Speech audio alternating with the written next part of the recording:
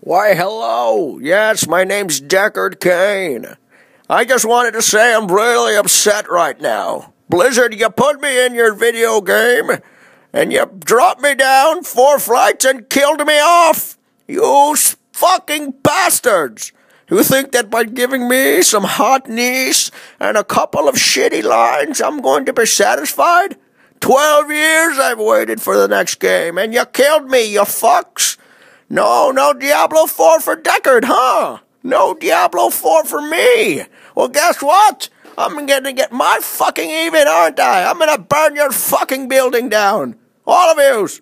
I'm not gonna tell any stories. No, 'cause you killed me. You fucks. Well, guess what? The game sucks. I hate it.